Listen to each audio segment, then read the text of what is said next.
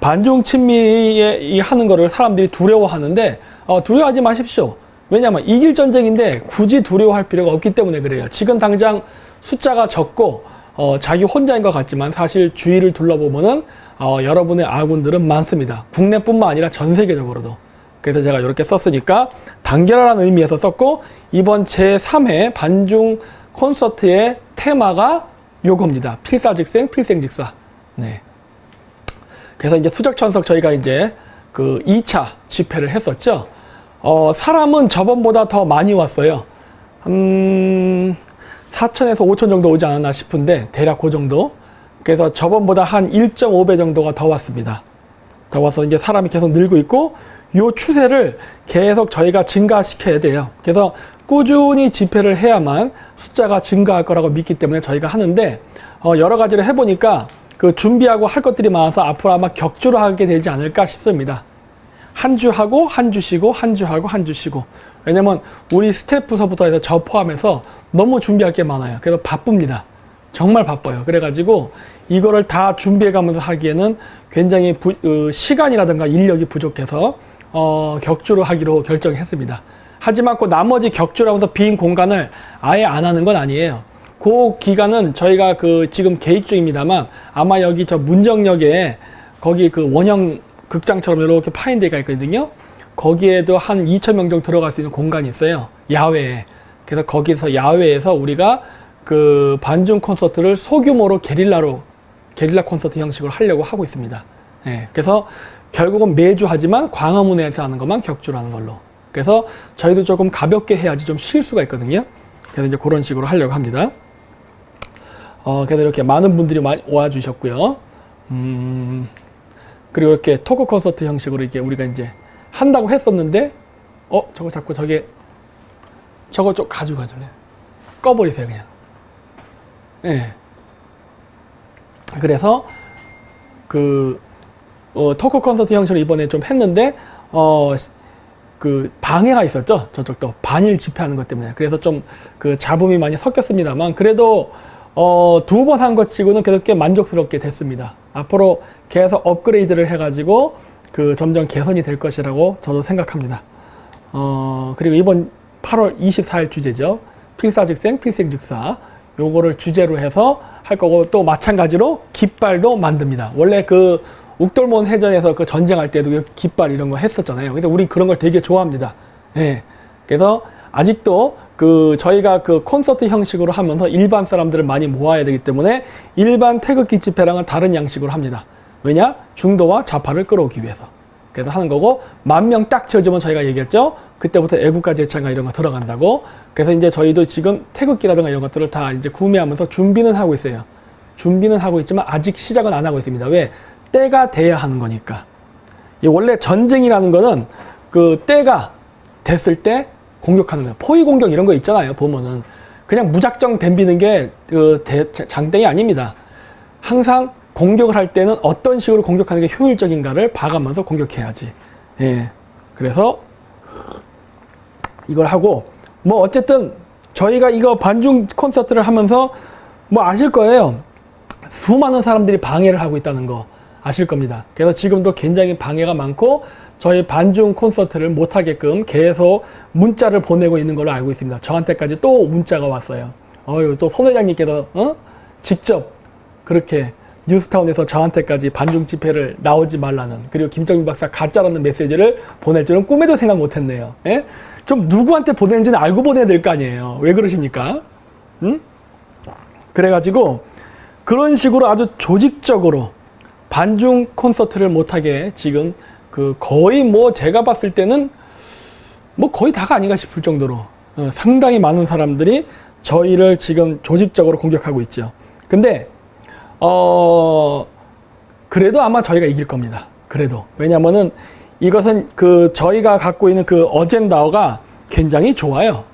반중 친미라는 어젠다가 문제될 게 하나도 없거든요. 그리고 지금 추세에선 대세인데 이거를 굳이 반대할 이유가 하나도 없는데. 예. 그래서 아마 요거는 이길 겁니다. 그리고 어차피 이거는 한국에서 연대를 하려고 할 필요가 없어요. 이거는 미국하고 직방으로 연결하면 됩니다. 물론 그러한 로비라든가 공작도 많이 하고 있죠. 그래서 그런 미국 사람들과 연결을 해서 하면 이건 한 번에 끝날 문제이기 때문에 사실 국내 여론 신경 안 씁니다. 어차피 안 할 거 뻔하고 안 할 거잖아요. 어차피. 그래서 용기 있는 사람은 참가하면 되는 것이고, 만약에 이런 것들에 대해서 어떤 사회적 지위라든가 그런 것들이 깎일까봐 두려움이 있다면 하지 마십시오. 괜찮습니다. 어차피 저는 그 국제관계를 하면서 예측을 많이 합니다. 많은 사람들이 예측하는 걸 굉장히 조심스럽게 하죠. 왜? 틀리면 자기 명성이 깎일까봐. 하지만 저는 신경 안 쓰고 하죠. 그리고 아마 제가 말한 것들 대부분 다 맞지 않았습니까? 틀린 게 없는 걸로 알고 있는데, 예, 그래서 잘 맞아가고 있습니다. 예.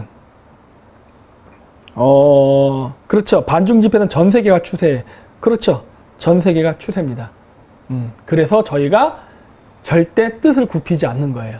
아무리 주변에서 뭐라고 얘기하도, 마치 임진왜란 때 원균, 조선의 조정이 경복궁을 지키지 않고, 수도 한양을 지키지 않고 평양으로 도망가 버리잖아요. 나중에 선조가 저기 압록강을 넘어가지고 명나라로 도망가려고 그랬죠.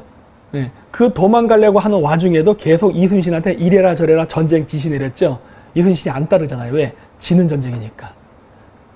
그쵸? 그래가지고 그거를 갖다가 결국 붙잡아서 감옥에 가둔 다음에 고문하고 원균을 갖다 내보냈더니 어떻게 되니까 바로 전쟁이 지잖아요. 왜? 전통적인 방식으로 전쟁을 하면 지거든. 100년 동안 춘추전국 시대 때 싸워서 근접전에 단련이 돼 있는 일본군을 상대로 근접전을 한 건 미친 짓이거든요. 왜? 우리나라는 100년 동안 평화의 시기가 있었기 때문에 전쟁을 안 해봤거든. 근데 그러한 오합지졸의 조선 군대랑 백전노장의 일본 군대가 백병전하면 누가 이기겠어요? 무조건 일본이 이기지.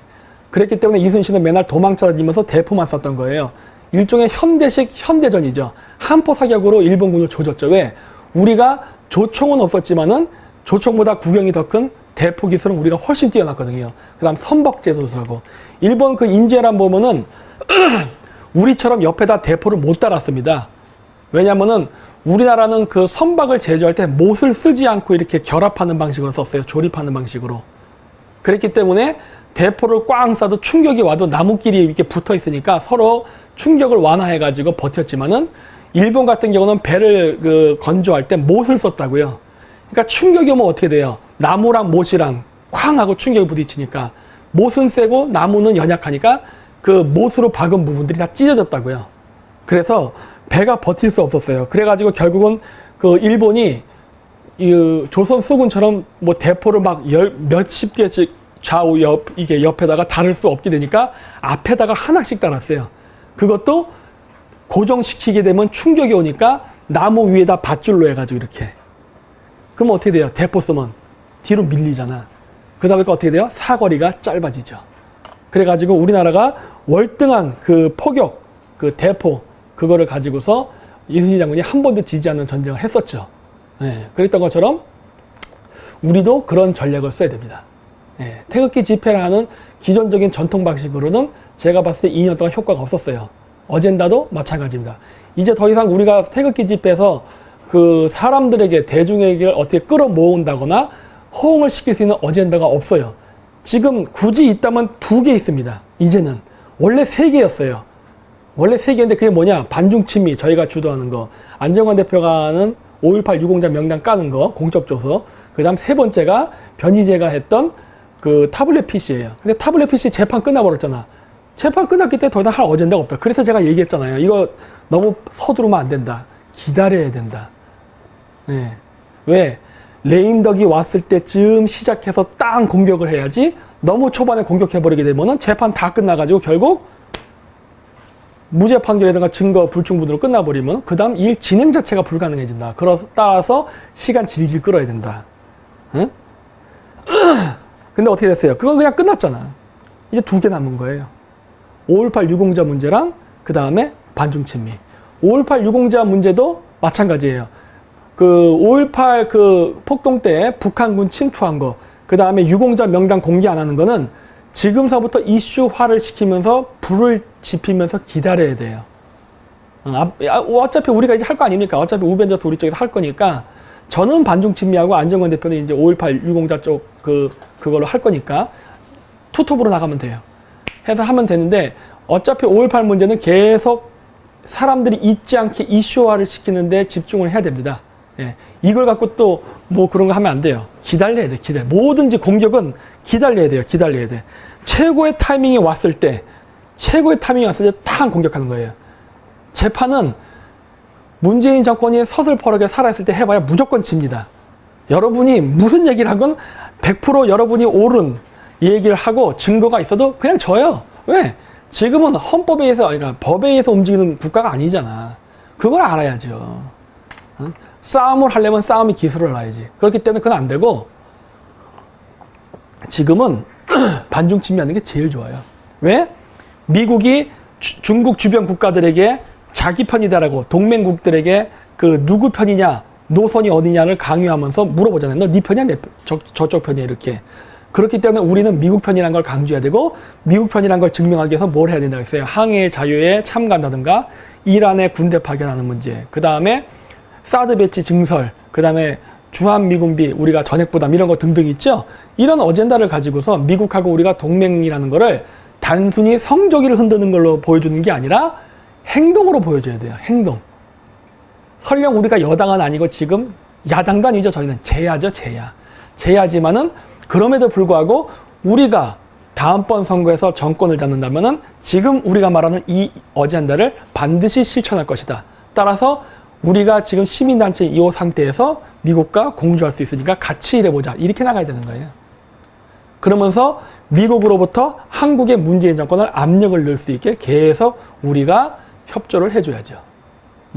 그래야 레임덕이 빨리 오는 거 아니겠습니까? 그런 게 다 작전이라는 거예요. 바로 한포 사격과 똑같은 거죠. 처음부터 기세가 센 적을 백병전으로 나가면 미친놈이겠죠? 한포 사격으로 기세를 꺾어야지. 그러니까 그런 식으로 해서 문재인 정권의 힘을 국제사회에서부터 압력을 넣어서 팔다리를 자르면서 들어와야죠. 그게 전략이지.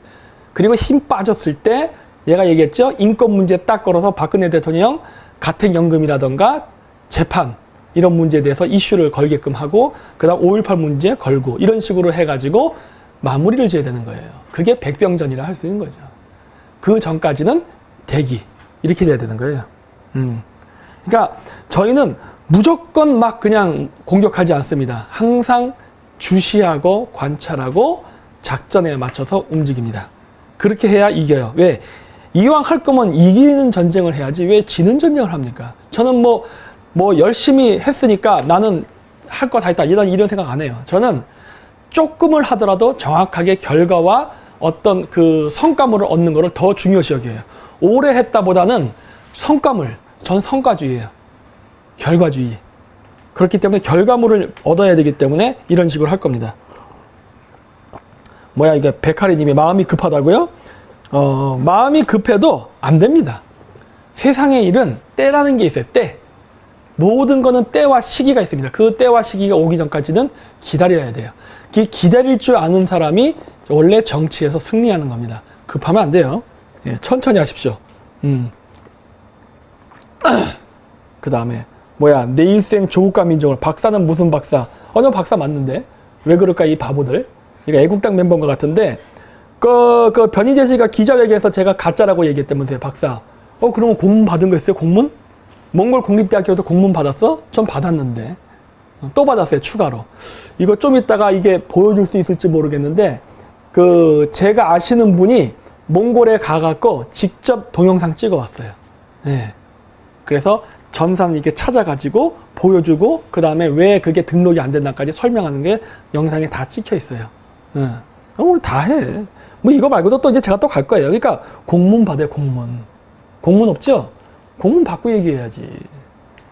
자, 그래서 이번에 3차 반중친미 콘서트는 2019년 8월 24일입니다. 시간은 마찬가지로 토요일 오후 7시 동아면세점 앞, 그러니까 광화문역 6번 출구에서 하고요. 마찬가지입니다. 검은색 옷 입으시고 그 다음에 부채, 아직도 더울 것 같으니까 부채, 그 다음 방석, 그 다음 생수 같은 것들을 준비해 오시면 되겠습니다.